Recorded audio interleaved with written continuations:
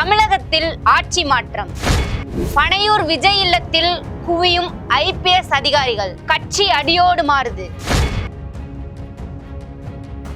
ஆச்சி மசாலா. எந்த சமையலும் ருசி தேடும் ரகசியம். 20 ரூபாய். தமிழக சட்டமன்ற தேர்தல் முடிவுகள் வெளியாகி வரும் நிலையில் மாநிலத்தின் அதிகார மையம் போயஸ் கார்டன் மற்றும் ஆழ்வார்பேட்டையிலிருந்து மெல்ல மெல்ல நீலாங்கரை நோக்கி நகர தொடங்கியுள்ளதா பார்க்கிறாங்க. இன்றைய நிகழ்வுகள் அதை உறுதிப்படுத்தப்படுகிற நிலையில இருக்கு. முன்னிலை நிலவரங்களின்படி நடிகர் விஜய் அவர்களுடைய தாவேகா தமிழக வெற்றி கழகம் அசுர பலத்தோட முன்னேறி வருவதா பார்க்கிறாங்க.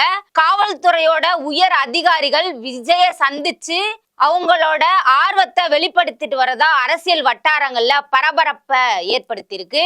சமீபத்துல வெளியான முன்னிலை நிலவரம் படி வாக்கு எண்ணிக்கை விறுவிறுப்பாக நடைபெற்று வரும் நிலையில தற்போது கிடைத்துள்ள நம்பகமான தகவலின்படி தமிழக வெற்றி கழகம் 104 இடங்கள்ல முன்னிலை வகித்துக் கொண்டிருக்கிறது. அதிமுக 68 இடங்களில் முன்னிலை வகித்துக் கொண்டிருக்கிறது. திமுக 55 இடங்களில் முன்னிலை வகித்துக் கொண்டிருக்கிறது. தொடர்ந்து 108 இடங்களில் முன்னிலை வகித்து வரும் தனிப்பெரும் கட்சியாக தாவேகா உருவெடுத்துள்ளதால் அக்கட்சியோட தலைமை ஆட்சி அமைய போகுதா அப்படின்னு பெரும்பாலான மக்கள் கிட்டத்தட்ட உறுதிப்படுத்திட்டாங்க. குறிப்பா அதிமுகவுல 68 இடங்களையும் கூட்டணி கட்சிகளையும் சேர்த்து அவங்களுக்கு தேவையான 118 இடங்களை எளிதா தாண்ட முடியுமா அப்படின்ற ஒரு அரசியல் கணக்கு இருக்கு. பனையூர்ல குவியும் உயர் அதிகாரிகளோட பாராட்டுகள். தமிழகத்துல இந்த ஆட்சி மாற்றம் ஏற்பட போத முன்கூட்டியே கணிச்சு சில முன்னணி IPS அதிகாரிகள் இன்னைக்கு காலையில இருந்தே விஜயோட பனையூர் வீட்டுக்கு போயிட்டு வருவதா தகவல் வெளியாயிருக்கு. நேரடி சந்திப்பா ஒரு சிலர் விஜய அவரோட வீட்லயே போயிட்டு டைரக்டா பேசிட்டும் வந்துட்டு இருக்காங்க. அது மட்டும் இல்லாம விஜய் அவர்களுக்கு பலத்த பாதுகாப்பு ஏற்பாடுகள் குறித்து ஆலோசனையும் நடத்தப்பட்டு வருவதா கூறப்படுது. இந்த சமயத்துல அவரோட வீட்டுக்கு முன்னாடி உயர் அதிகாரிகளோட பாதுகாப்பு வளையத்துக்குள்ளதான் விஜய் அவர்கள் இருக்கிறாரு. மேலும் பல IPS மற்றும் IAS அதிகாரிகள் விஜயை சந்திக்க நேரம் கேட்டுட்டு இருக்கிறதாவும் தகவல் வெளியாயிட்டு இருக்கு. அதாவது அப்பாயின்மெண்ட் கேட்டுட்டு இருக்காங்க. நாங்க விஜய் பார்த்தே ஆகணும் அப்படின்ட்டு. பொதுவா ஆட்சி மாற்றம் உறுதி செய்யப்படும் போது அதிகாரிகள் புதிய முதல்வரை வரவேற்கிறதுக்கான வாய்ப்புகளும் அவங்கள சந்திக்கிறது வழக்கமா பாக்குறாங்க. அந்த வகையில தமிழகத்தோட அடுத்த பவர் செக்டார் விஜய் தான் அப்படின்றதையும் இந்த செய்திகள் இந்த சந்திப்புகள் வாயிலா வெளிச்சம் போட்டு காட்டப்படுது. இது ஒரு திமுகவுக்கு பெரிய சரிவா இருக்குதா அப்படின்னு கேக்குறாங்க.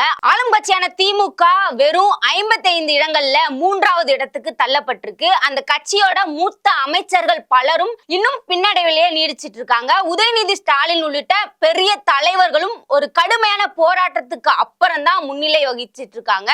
இது திமுகவிற்கு இது ஒரு மிகப்பெரிய பின்னடைவா பார்க்கப்படுது. ஆனாலும் அது ஒரு புறம் இருக்க தாவேகாவோட தொண்டர்கள் உற்சாகத்துல குதிச்சிட்டு இருக்காங்க.